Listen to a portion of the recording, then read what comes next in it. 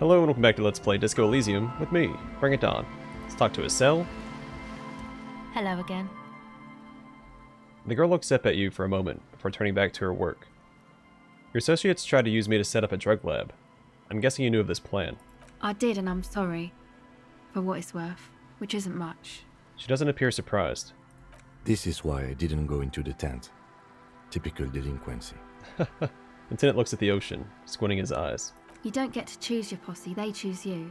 Mine are idiots, but they're mine. I tried to talk Andre out of it. I even tried not to lie to you. Indeed, she merely tried to omit the truth instead. Instead, you opted to admit the truth. It's the same thing. I know, but I knew you'd see through their plan too. I'm not an idiot. I should have been able to control them, and I will in the future. I promise. May I ask, what did you tell them? That I'm going to decide after I've looked into the church situation. Oh, right. That's wise. Take your time. She nods. Well, I want to know what I want to help Soona out with that hole in reality, but I don't know how to do it. I may have selected the wrong dialogue option when I first talked to her in one of the dialogue trees. Hi again. So, how are things going? He looks excited. The tips of his hair is sharp and white. The bleach has consumed almost all of the toothbrush in the mirror in front of him. About the church, I checked it out. And? What happened? He tenses up. I talked to the crabman. Oh man! Who is he? What did you think? Seemed okay, to be honest. Very spiritual. Really? Huh. Interesting. What's he doing in the church? Just preaching and praying from the looks of it. No matter. Is he gonna be a problem? The paranoid young man mumbles gruffly. Yeah, Noid is right. Let's get back to the point. What are we gonna do about him? These guys will never catch him. You will never catch him. There's nothing to do.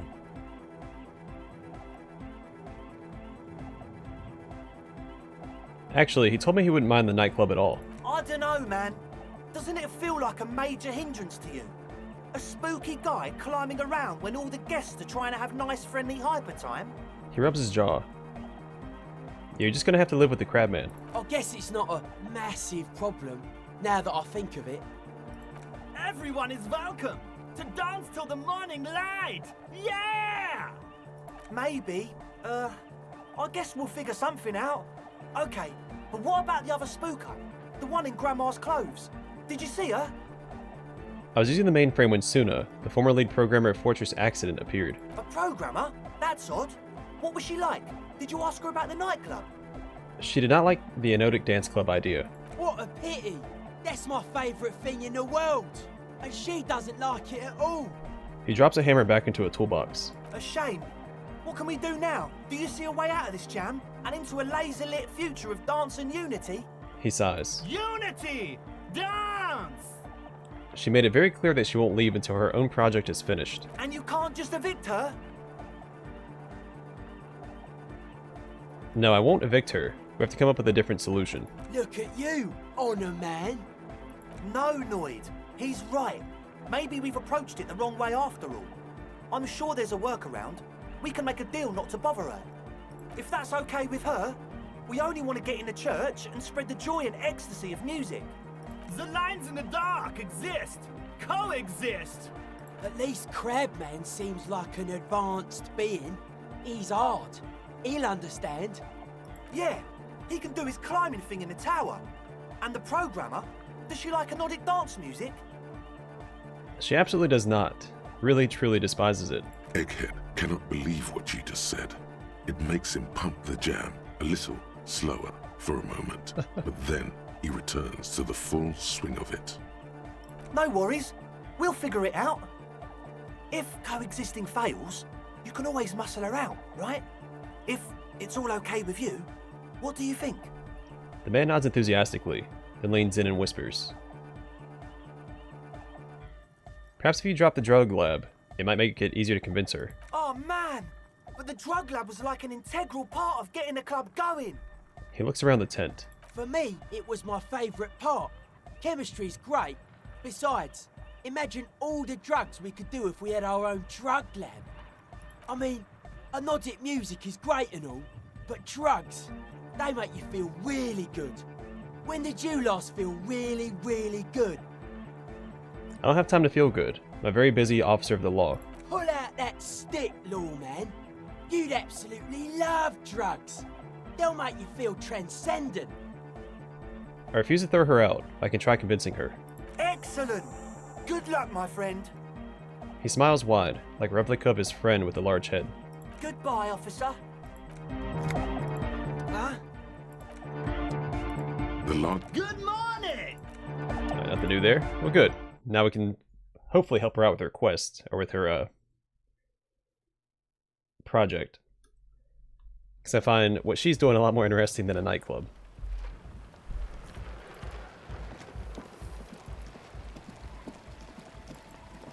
It's also a lot more in tune with the feel of Disco Elysium than a nightclub is, but we'll see.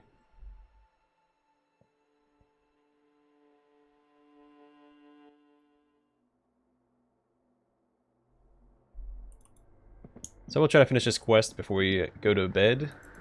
So we'll finish up the church, go to bed, and take care of stuff in the morning, because I can't call the library until 10 a.m. Yes, what is it? She doesn't look up from the keyboard. What if you didn't have to leave? I talked to Andre. He wants to make it work. I don't want to make anything work. She replies, her expression unchanged. Hold on. You don't want to make anything work. Yes, anything. I don't want to make anything work.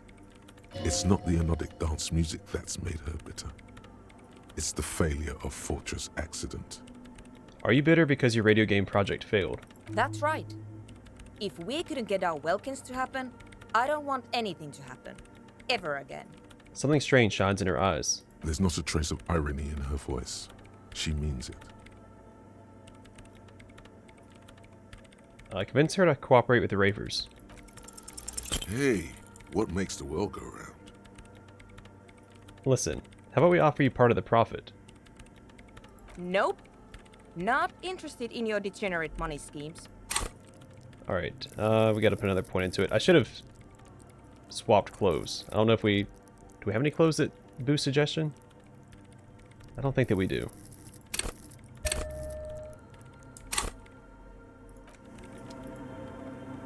Yes, what is it? I mean, 83% chance, that's pretty good. Let's try that again. Easy. When her research is done, she can move out. Listen, about your research. You mentioned earlier that it's not going very well. Maybe I can help with something. What? No, I don't really need any help with the project. She looks up from her work, disoriented. But if I could help you finish the project, you wouldn't have to live in a church next to the Boom Boom anymore. Just think about it. She thinks about it. A glassy look in her eyes. A gust of wind brings more snow in from the broken gallery. It touches her hair. Alright. Bring me the game's offsite copy from my old workspace, if you really want to help. It's stored on a Filament memory, and I'm unable to go and fetch it myself. She finally says, blinking twice. Is this the filament you're looking for? Show her the production schedule. No, that's the production schedule you stole and accessed without authorization. I don't need it. She's tapping the table in a badly concealed impatience. In his defense, it was simply lying in the desk drawer of an abandoned cubicle. Thanks, Kim. Okay, but still. What is an offsite copy, and why do you need it? It's a backup of my former employer's project, the radio game we were working on. It's stored on a Filament memory, just like the one inside this radio computer. She points to the glowing cube inside the machine. She's making it extra simple for you. The backup itself is destroyed now, but I'm hoping to use what's left of it to pinpoint the exact location of the anomaly. You just have to go to my old workspace and get the filament. By your old workspace, do you mean the studio of Fortress Accident in the doomed commercial area? Yeah, that's the one. You can get in through the bookshop. You just have to do some explaining to the bookstore lady. Wait, bookstore lady. You mean Placence? That's her name, I believe. Actually, I've already been inside the doomed commercial area. Good. Then you might know the giant ice bear fridge in the building's cellar. The filament is inside the fridge. Just go and get it. And where exactly is the offsite copy? In the giant ice bear fridge. I just told you. It has red glowing eyes. It's impossible to miss. You just need to get the offsite copy from the ice bear. It's actually in that little red fridge that we can't open up, or freezer. But you've been to the fridge and it wasn't there. There was a note saying, I found a note from the Ice Bear fridge.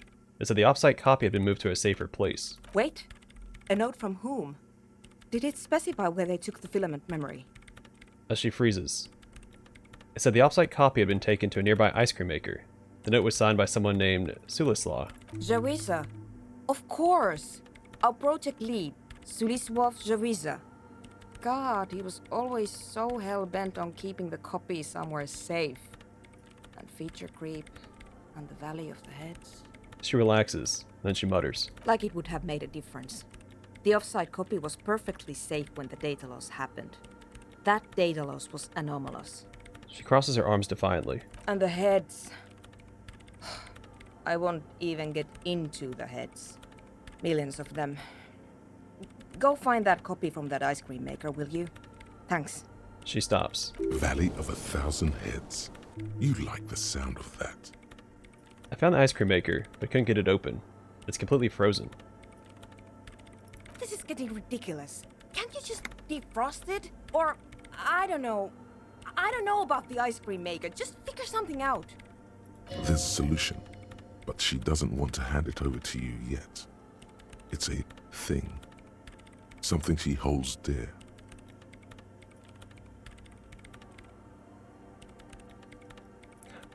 Is it a crossbow? Or not a crossbow.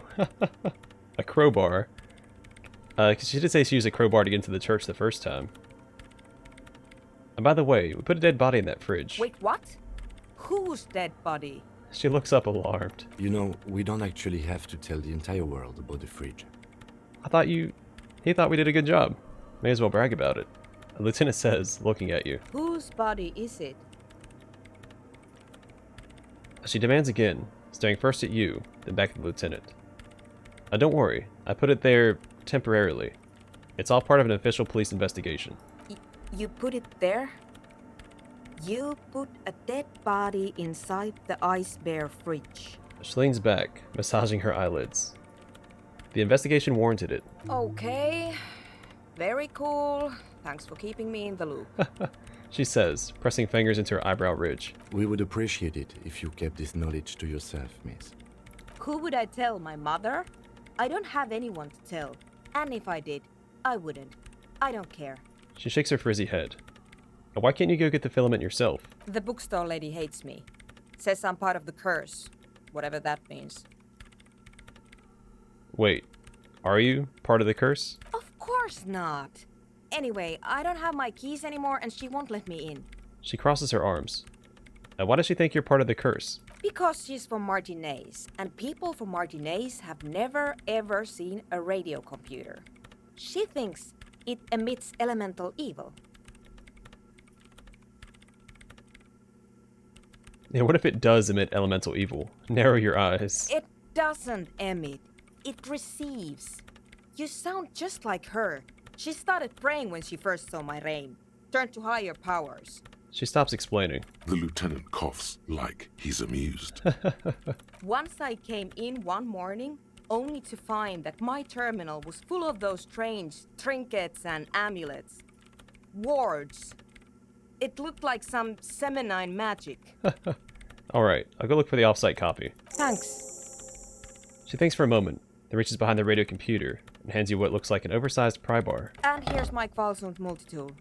You might need it to hack loose some ice. It opens everything. If you get me the offsite copy, then you can keep the Kvalsund. It hurts a bit for her to say this. She's not too happy to be parting with the Kvalsund. Alright, so we got a tool to replace the crowbar. It's an advanced pry bar. A pry bar plus 2, if you will. Built by Volsund and Vasa. Number of gadgets hidden within the frame of the yellow and gray multi-tool will stagger any technician. Equip this to open locked containers in the world. Oh! Alright, we're going to try something else while we're out and about as well. There's that locked container in the harbor. I wonder if we need this to get into that. And actually, while we're there, we can try to rhetoric our way into the storage container as well. I know it's 2 a.m. and all that jazz, but there's some things we can clean up tonight before we proceed with the next day. So I don't know if the people in the church go away in the morning or not. And actually, since it's 2 a.m., she might be gone when we come back here. Let's just fast travel. Oh, it's not letting me fast travel.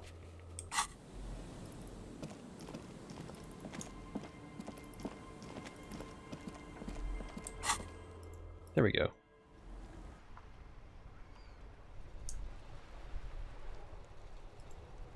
Let's go to the harbor first. See if I can open up that chest.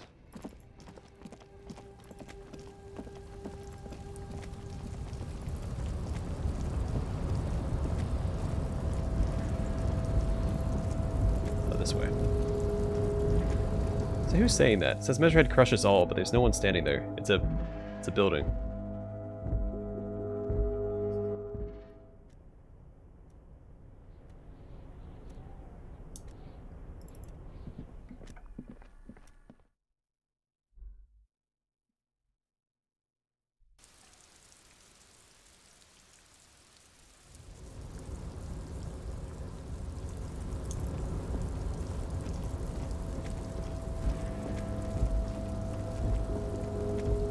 No idea if this tool is going to actually open this up, but I have no other idea how to get into this chest that's over here. Then we'll try this again. I keep forgetting about this. Rhetoric doesn't come up very often.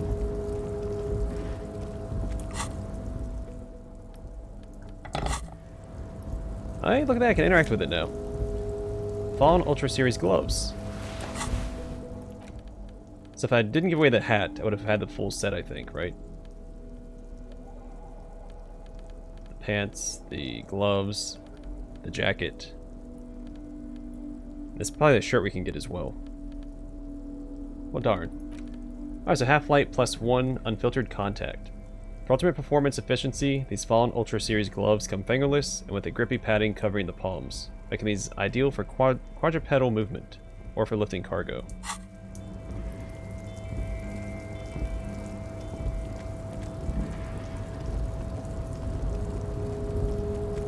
Alright, well, let's check out my clothes. See if I have any way to boost rhetoric.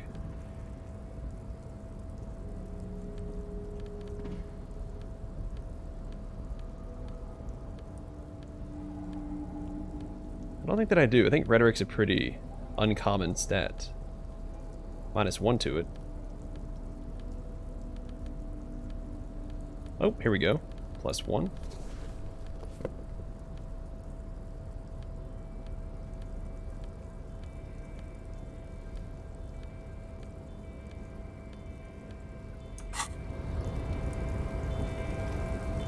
You're back before the cargo container.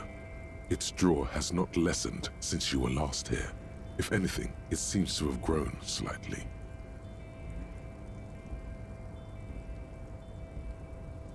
Still only an 8% chance.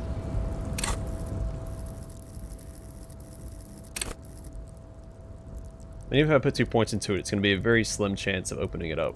I don't know if it's worth burning through all my skill points for that. So I still have this thought I could equip as well. But I really don't want to get rid of any of the ones that I have. Because this one I feel like is going to come in handy later in the story. Like right now it's useless, but I know it's going to come in handy, so I'm not going to get rid of that one. And this one, just succeeding in all these passives, you don't see a lot of them. We do have -1 to rhetoric because of this one.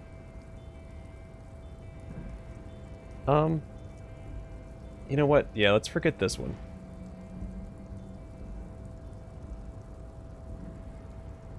I don't want to... Well, I don't know. Maybe not.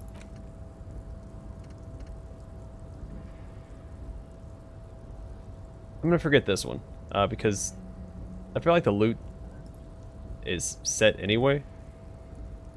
And I'm pretty sure that's the unlocked container that was in this area. The one that I just opened up, so... I'll get rid of that and equip this. I guess I'll go ahead and put this point into rhetoric. You're back before the cargo container. Its draw has not lessened since you were last here. If anything, it seems to have grown slightly. Alright, I persuade the door to open. And, as it's always been, it's impossible to open a container with rhetoric. Maybe you're losing your mind. I mean, I had to try, so 70% chance, not bad. Who knows, maybe rhetoric will come in handy later as well. But I am going to put this armor back on, just because I like it.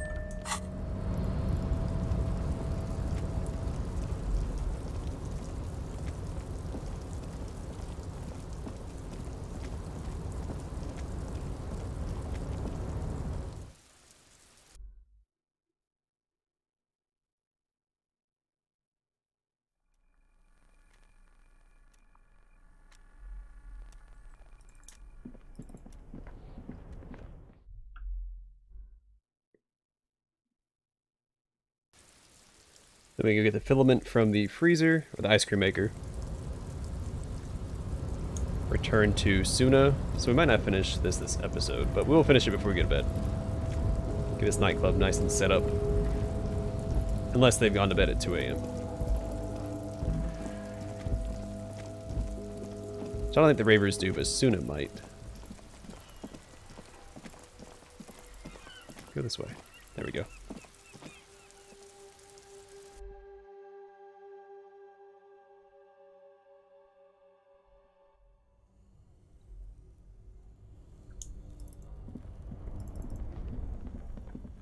This orange machine is dead.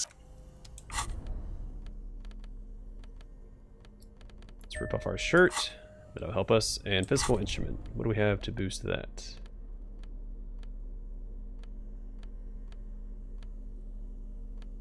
Oh, hey, we can boost suggestion through this. Completely. Well, I did mention I forgot to check the clothes.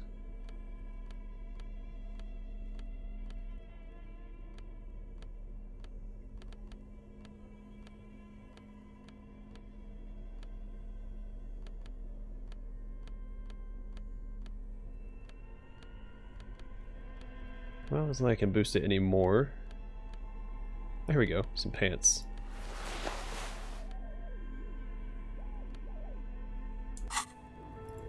I boosted it by 4, so hey, it's pretty good. Still, it has a hand-cranked ice cream churner and an electric freezer. The ice around it slowly melting. Alright, crack open the lid.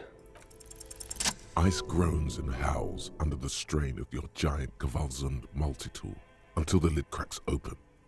Darkness lies inside, but you can faintly make out an object, intricate and foreign, left there for a sub-zero beauty sleep, a filament memory with the words "off-site copy" written on its side. What? No ice cream.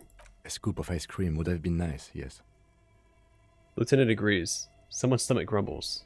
The room feels very cold. Now take the filament memory.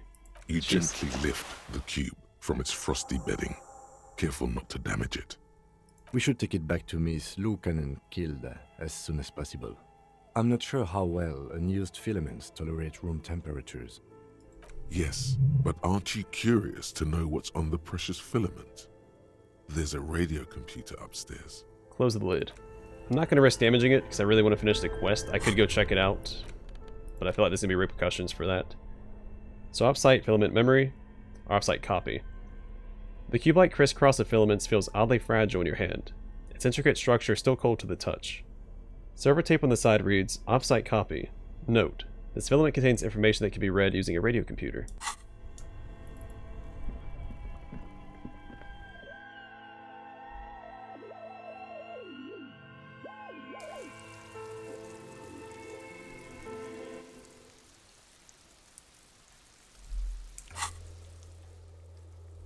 Alright, to the church.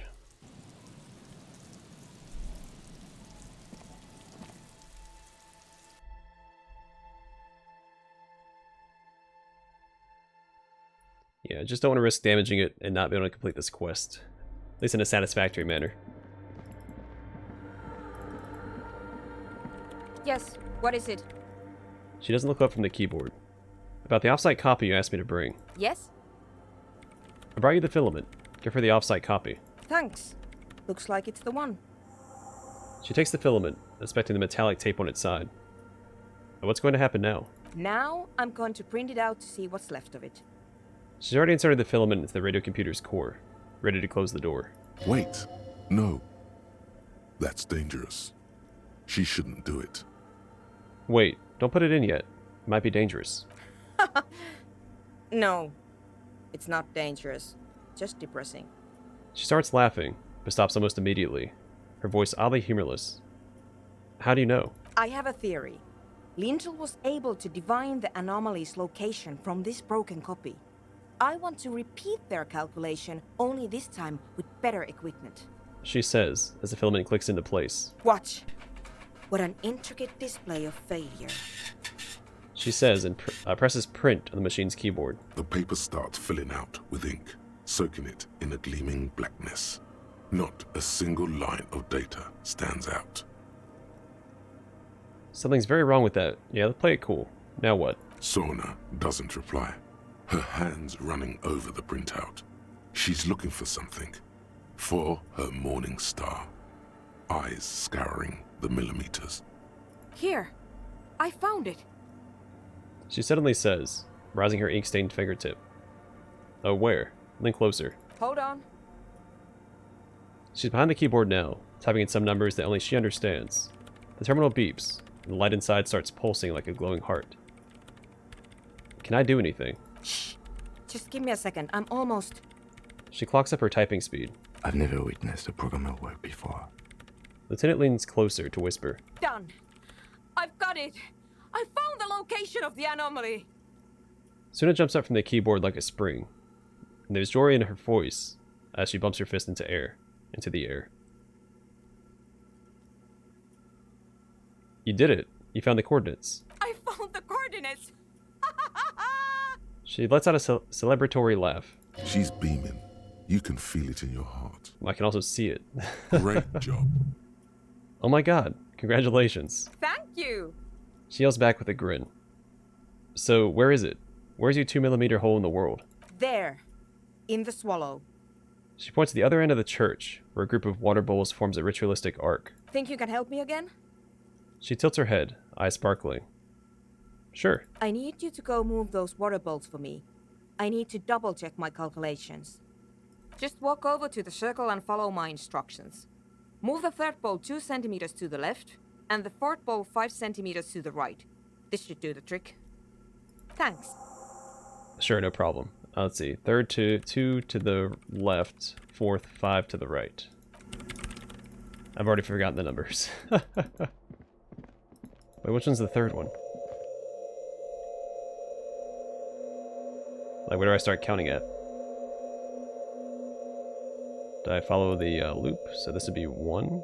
Well, no, because this could be 1. It's awfully silent again, as if someone turned off the entire world outside those walls. Water inside the bowls stands still. Measurements have been marked down around the bowls, each chalk-drawn line representing a centimeter on the floor. I move the third bowl from the left 2 centimeters away. It moves like a ghost without creating a single trace of sound. I move the fourth bowl from the left 5 centimeters to the right. Some water spills out of the bowl, wetting the floor. The lead programmer sends you an encouraging thumbs up from across the hall. Time to run back, or maybe walk. This is a sacred place after all. Huh. Weird for a physical instrument to suggest that, to walk, because it's a sacred place. Normally a physical instrument like electrochemistry don't really care about anything else. Yes, what is it? She doesn't look up from the keyboard. I move the water bowls to the right position, just like you asked. What's next? Great. Everything should be aligned now. She stops, biting into her chapped lip. Miss Know-It-All is hesitating. What's wrong? Yeah. Nothing. Now the only thing left to do is to unmute the headphones. She snaps out of the lull. If we got the location right, we should then be able to hear whatever sound this anomaly makes. Wait, why did you have your headphones on mute in the first place? Honestly, Honestly, I'm a little scared. She's avoiding your gaze. Isn't it going to be just silence and nothing else? I don't know. That's what I'm scared of. I don't know. It could be anything. She stares at the heart of her computer. I mean, what sound does the nothing make? How can you even listen to something that doesn't exist? She turns to face you, the mainframe throwing shadows on her chin. What if silence is only what surrounds it, but the swallow itself is... She grows silent, her face very pale in the cold light of electricity. What? I don't know. I'm just scared. Maybe it's going to be something terrifying. Maybe it's going to tear the world apart. Like that evil ink that filled the printout, erasing coherence and meaning. You're overthinking this. Maybe. Maybe I'm just tired. As she rubs her face. It's scary, but we just have to face it. Yeah. You're right. Let's do it.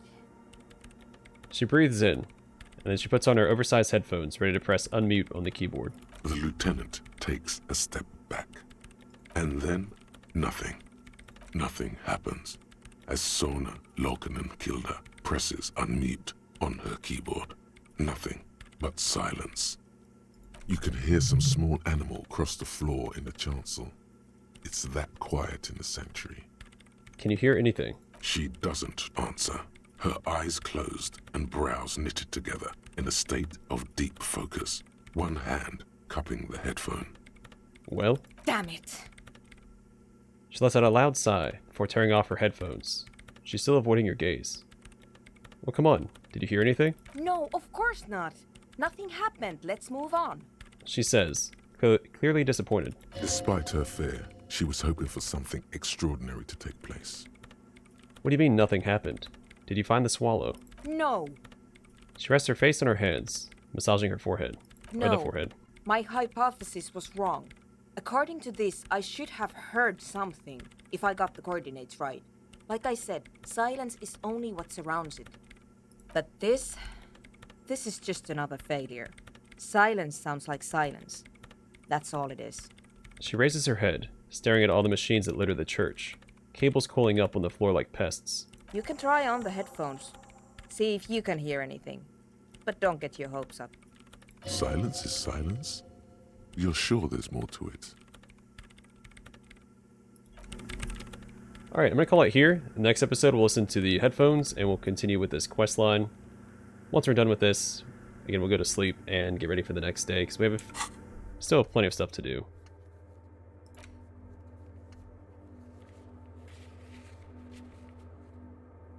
We can probably try that. Well, she goes to bed at 11, I think. I think she told us she goes to bed at 11, so we can't ask her that until tomorrow. And then we can't call the library until 10.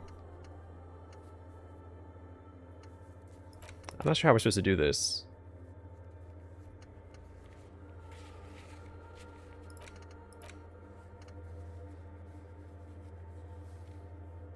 We still have plenty to do. Alright, I'm going to call it here. Thanks for watching, and I'll see you guys in the next one.